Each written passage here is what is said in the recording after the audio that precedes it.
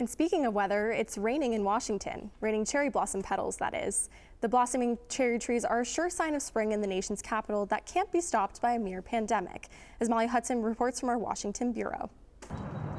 Every year for a decade, CJ Greenhill Caldera has come to the tidal basin to paint Washington's famous cherry blossoms, a streak that was broken last year by the COVID pandemic.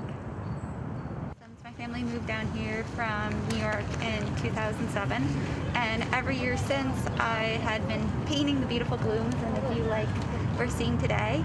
Unfortunately, due to our global pandemic, I haven't painted on site since 2019.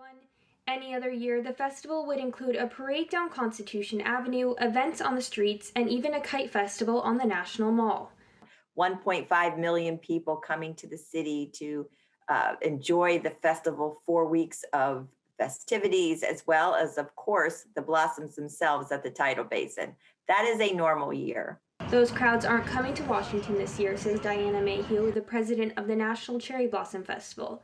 Instead, the festival is going to them, virtually. Now you can see the 3,700 cherry trees from the comfort of your couch, fly a kite in your backyard, and follow Friday's celebration show through the streets of D.C. It shows what the city looks like, what it was, what the celebration, all of the beautiful art sculptures, performances. But a virtual celebration doesn't mean that parts of Washington aren't decked out for the annual celebration, Mayhew says. So the city continues to be in bloom with pink, iconic buildings lit up in lights, pink lights, as well as blossom decor all over the city. Porches, we have hundreds of people registered to decorating their porches. Still, there's something to be said for seeing the blossoms in person, says Greenhill Caldera, who made a special effort to come by on a weekday afternoon. And it's still very magical after peak bloom, how the petals rain down as kind of this pink snow. So we're looking on the bright side and enjoying this new twist on cherry blossom season.